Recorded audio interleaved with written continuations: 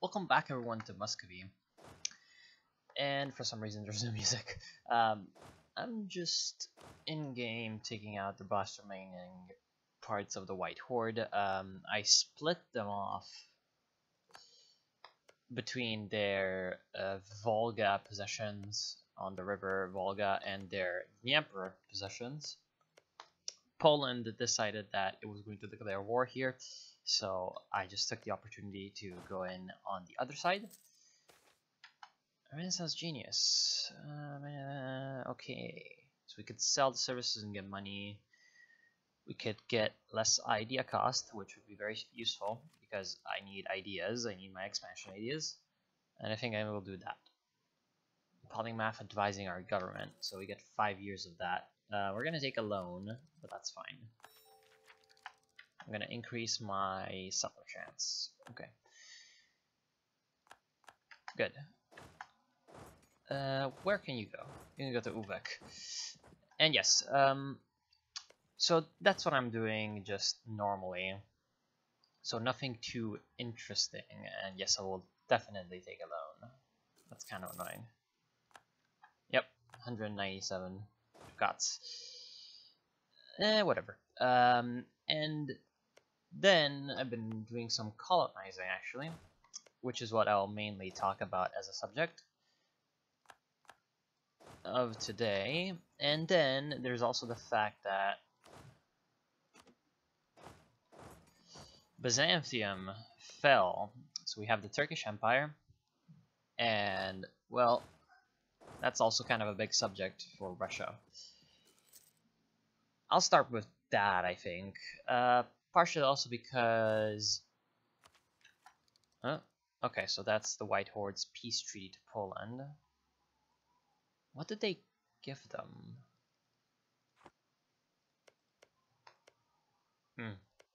Looks like no, these two were White Horde territories. Are you kidding me? That's very strange. I didn't think that. He also gave some territories back to Moldavia, I think. Okay. Yeah, that seems about it. Pretty much. So now we get to, you know, do our own things. We're getting all these paganism and decline events. I think it's because I decided to increase my church influence and piety quite a lot, because now I have a quite a lot of different religions, so I'm gonna need to start converting / genociding them. Because while I had mostly Eastern Orthodox as a religion, of course I didn't really need to think about certain things, and that's the end of my army. And you're gonna go ahead and die as well. Rip. Now, Magdeburg. Also, another thing that hit is the Protestant Reformation. We're in 1475, so that's a very early one, and it's been going around. It's been going around Europe, and of course, that's going to cause a lot of problems for the Europeans. Not quite so much for us, because we're not, you know, under the influence of the Pope, regardless. However, the Protestant Reformation did have a bit of an impact in Russia. Partially because, again, as I mentioned a lot of times, the anti-Catholic sentiment was pretty strong. There were some overtures between Protestant leaders and the leaders of Russia. Now, at this point in history, we're already in the reign of Iron the Terrible. From, you know, the mid part of the 16th century. So, of course, he's exactly known as the kind of progressive and forward-thinking ruler that would allow, you know, multiple religions to sprout up over his country. And by that I mean he was more like to slaughter people. But what ended up happening was that, damn it, they siege down my shit. That's really annoying. What ended up happening was, in part, that the Tsar did explore, and at this point he is a Tsar, which is a very important distinction from earlier rulers of the Rus and the Muscovite state were grand princes of Muscovy, whereas now Ivan the Terrible was a Tsar, the Tsar of all Russia. That's kind of a big distinction that we'll get to later.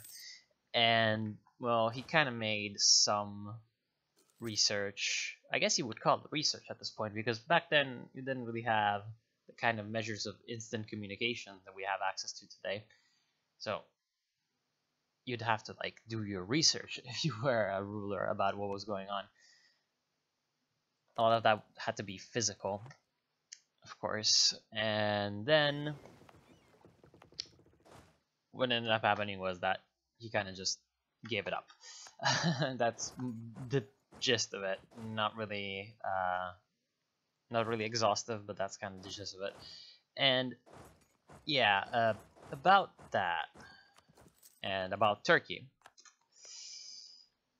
The end of Byzantium was really the end of an era for Orthodox Christianity in general, especially for Muscovy. Not quite so much for, well, also a lot for the Balkan states, which were now, just like in our game, pretty much under the political influence of either Austria, Hungary, or the Turks. Soon enough, only Austria and the Turks will remain.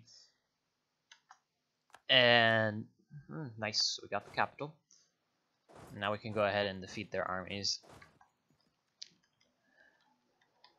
And so, really, that is because in the Orthodox worldview, Constantinople and Byzantium represented the empire. Not an empire, it was the empire. And for better or worse, most rulers of Orthodox nations kind of considered themselves subsidiaries of the empire, even if they were fully independent. So that's why you have, for example, some Bulgarian rulers that were, granted titles in the Byzantine hierarchy, like strategist, etc., etc. You could know, various different things about Byzantium, but that's not the point. The point is that eventually in the Balkans, two states, Serbia and the Bulgarians, did try to claim leadership of an empire or the empire, but we're never really. We got another loan, really? Oh no, we only have two. I guess it just kind of went off. I don't think that's the best decision to put my infantry there, but I guess it's fine. And so, really, the end of Byzantium is the end of that era. And in Muscovy, the rulers of Muscovy didn't really. Oh, hold on. And sorry for the interruption. So, generally, oh damn it, the natives. Come on. Okay. Generally speaking, the rulers of Muscovy then really end up trying to claim the title of emperor.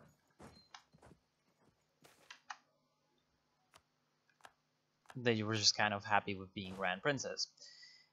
And that kind of led to the situation where not even the rulers of Kiev, by the way, even at the height of their influence, height of Kiev's, glory, then really tried to claim the empire. And of course, that there was supposed to be, even in the can I get him? No, I cannot. Even in the Catholic worldview, there was supposed to be one Christian empire, which is why when the Pope crowned Charlemagne, Charlemagne, that was a huge rift between the Pope and Byzantium, because technically that was still the one Christian empire. And then, of course, with the fall of Byzantium, that essentially, also, as you saw now, we're not getting any more our metropolitans approved from Constantinople. That is because our church is now autocephalic, I believe that is the term, which means that it can well, technically that means it can think on its own. It's independent.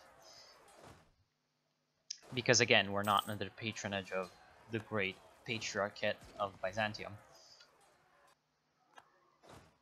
Where are you running? Where are you running? Oh, that's far away. I'm just gonna go ahead and reclaim my territories. Now, yes, so once Byzantium falls, that opens up a new political option to the Grand Princes, which is the formation of an empire to become a Tsar in Russian, which of course, as you probably know, means Caesar. So it is directly a reference to, well, the tradition of the Roman Empire in general, and the Byzantine Empire in specific. So that whole business about Muscovy and Russia being, well, Moscow being the third Rome, Muscovy being the successor state to the Roman Empire, and of course the Byzantine Empire, that's kind of where it begins, with the Orthodox worldview that Byzantium is the only acceptable form of empire, and in general the, well, willingness of Muscovy to stick to that world vision instead of trying to subvert it like Bulgaria and Serbia. So eventually, what we have is, during the reign of Ivan III the Great, which is about this time in history, we have the end of the Mongol yoke over Russia, as I may have already talked about. Why do I get conquest on Scandinavia? I think I lost conquest on Scandinavia. I probably need to improve relations with them. They're only at 62. And I need some, well, I'm gonna need a diplomat to make peace with the White Horde. With the end of the Mongol yoke, and of course, that is followed up by sometimes proclaiming Ivan III the Great, and sometimes proclaiming him the first Tsar of all Russia, because technically he wasn't a political subject anymore. But this wasn't widespread. This wasn't a official thing, I guess we could call it today. Very good. Then you fast forward a few decades to Ivan the Terrible, which, well, who is, I believe, Ivan the Great's grandson, Ivan the Fourth. He is getting the idea that Muscovy should expand territorially and politically, pretty much everywhere. And that leads to the subjugation of this place, Kazan. Kazan, which at this point in history, again, a few decades from now, in game time, the horde had basically collapsed. There were little tiny hordes in Crimea, the Crimean Khanate. There was the Khanate of this place, Astrakhan. There was, of course, the main horde in Sarai. Then there was the Kazan Khanate, which was around here. And the taking of the Kazan Khanate, the destruction of what was now referred to as like the capital of the hordes. Oh, I need a leader. I need a leader. I need a leader. Can I get it from the great nobility? Come on. Offensive war. Oh, right. I did have those war supports. Oh well. Demand support from the greater nobles. General merit. 45 tradition. How much tradition do I have? 34. That would be better. I guess I can risk them being upset for a better general. I wonder what we got.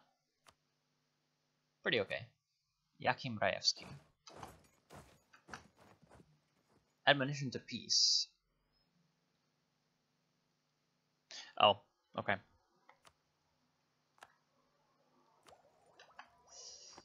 That's not what we're talking about. That's a big subject, what just happened there. Anyway, so what ends up happening is that the Russians put a lot of effort into subjugating the East, as we're doing now. And the East for them also meant the far, far East. And so that's what we'll get to later with the colonization. But first, let's finish off the talk about what Ivan the Terrible wanted to accomplish. So what he wanted to accomplish is a new centralized state that would be the guide of orthodoxy. Because again, back then, religion and politics were one and the same. There wasn't really any distinction between religion and politics, because this was just a worldview where religion was the main allegiance, I guess, that a person would have in life. So everything was projected towards religious worldviews, even when it really wasn't about religion. For political reasons, of course. And what ends up happening is that this great state, which is supposed to lead the Orthodox peoples, which were now subject mostly, this was the big change to before. Before, there were lots of Orthodox states running about. There was, of course, the Great Empire of Byzantium. There was the sometimes Empire of Serbia, sometimes smaller entities, but still a great state nonetheless. There was, of course, various states in the Balkans, like Wallachia, in modern-day Romania, and Moldavia in modern-day Romania, well, modern-day Moldavia, I guess. And then there were various different Greek states, etc., etc. Now all of these were ending up essentially being as subjects of the Turks, or subjects of various different empires that were Catholic, which was about as bad, if not worse, for a strict Orthodox interpretation of the world. And that's where his army is. That's pretty far up. And of course, the ambition of Ivan the Great, and later Ivan the Terrible, especially Ivan the Terrible, is to reunify that under Russia, the Third Rome. Third Rome because it is the leading Christian power. Just like the First Rome was, and just like the Second Rome was. And that's kind of an ambition of world domination, in a way, if you think about it. But not really in the wahaha, I'm evil kind of way. It's just that that's how they fought. They thought that there must be a ruler that can lead the Christian world. And in that vision, the space for, the hordes is very, very limited, if none. But there is a tiny space. As we already saw with Ryazan and Qasim Khanate, the Muscovites weren't above working with the hordes, and in general people of different ethnicities in the East. That was not at all something that they were above. So they would do that. But that was, of course, not their main policy. It was more of a thing of contingents. If you could work with said ruler, if you could convert to Christianity, etc., etc., etc. You know how it goes. And that was used in the Eastern expansion a lot. For example, when they subjugated the Siberian Khanate, which is like over here, the rulers of Siberia eventually were, quote-unquote, invited to Muscovy, mostly as, initially hostages, etc., etc. But eventually they became part of the Russian nobility. Same with Georgia, various different, Caucasus branches of nobility, but that would be later in the 16 and 1700s, especially the 1700s. I really need to take Poltava, because right now, because right now my war goal is to take Poltava.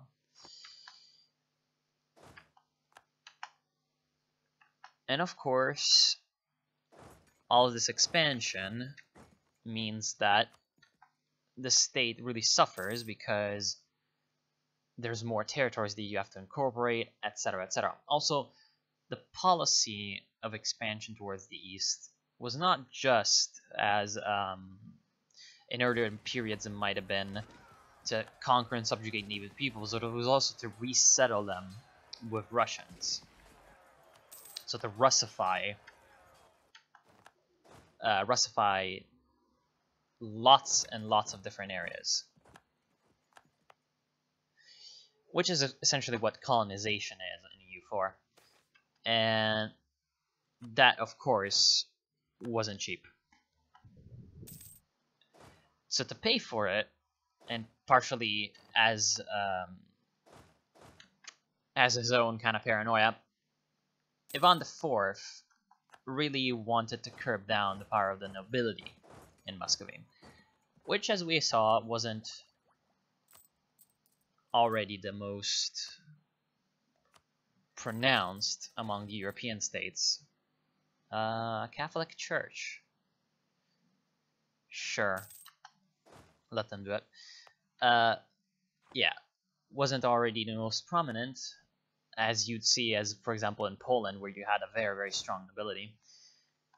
In Muscovy, there wasn't really that strong of a nobility, but still, in the eyes of Ivan the Terrible, they were all trying to plot to kill him. He was kind of paranoid.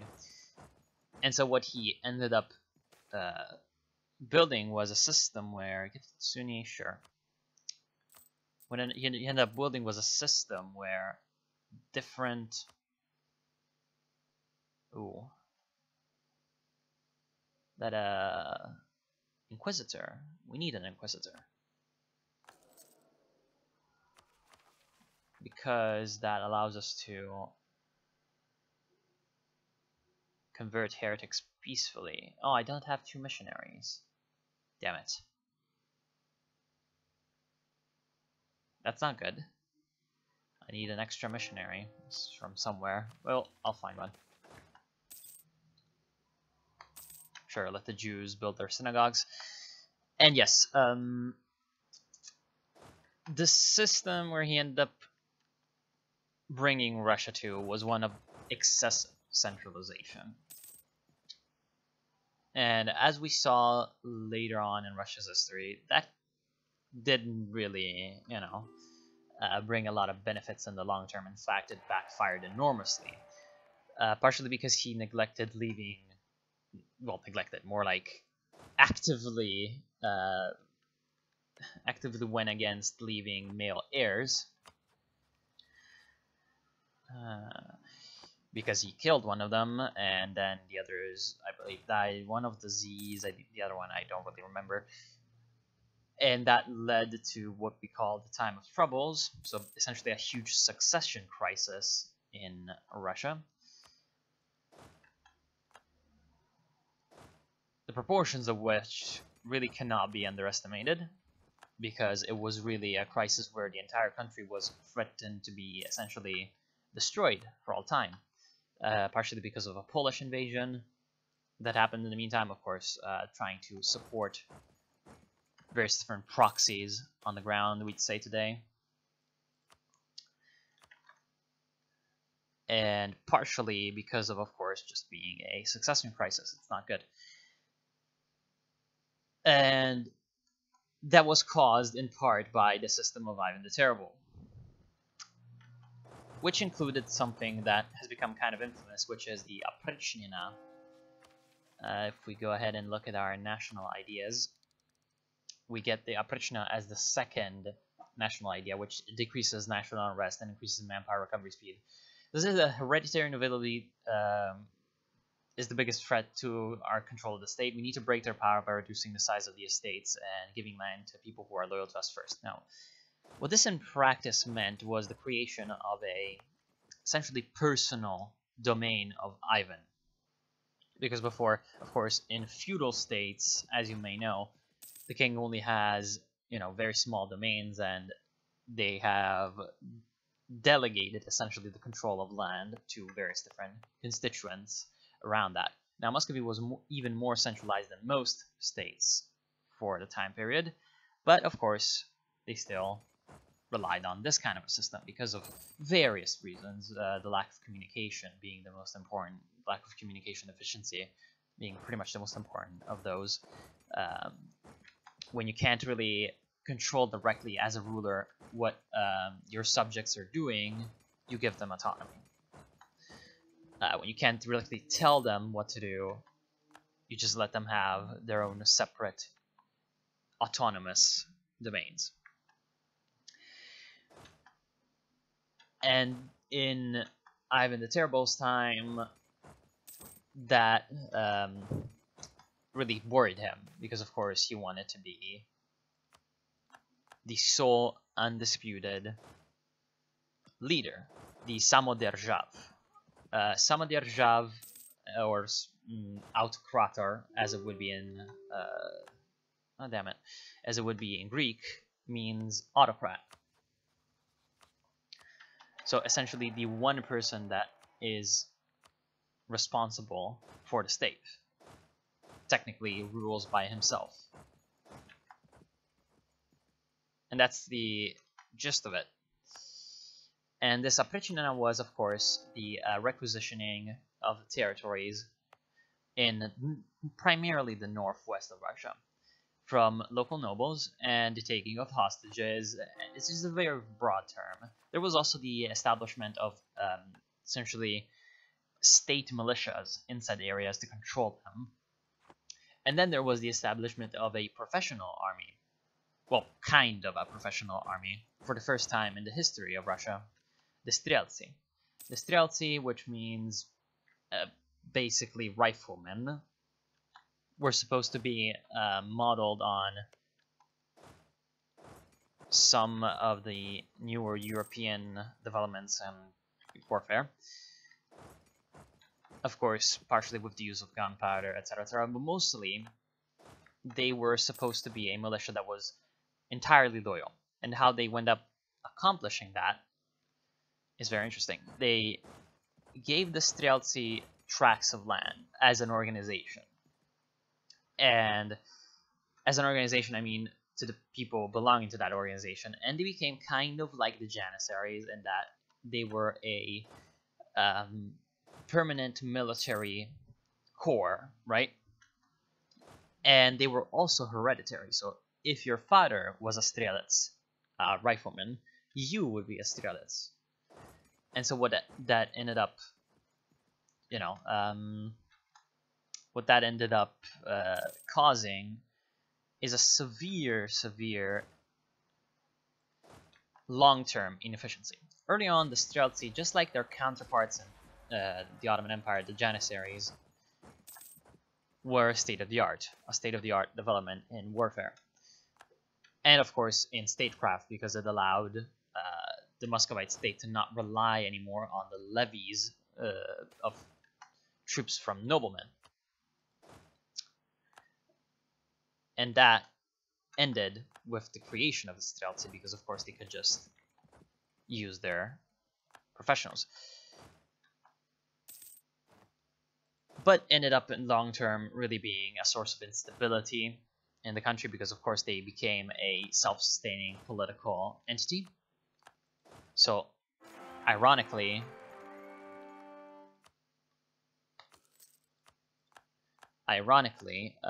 you have that something that was created to increase the power of the state ends up causing political instability in the long term, because you're switching away power from the nobility, so a sort of more backward form of rulership, a more feudal form of rulership, to a military corps which is composed of just people, right? And so those people become professionals, and they end up having their own interests and privileges that they need to defend and maintain. And that means that you're essentially switching away power from an old, decaying class that is just trying to keep itself to a professional and, I guess, institutional organization. By institutional, I mean that has institutional history and institutional professionalism that quote unquote professionalism that continues throughout, has a memory throughout the ages. So that's kind of a problem.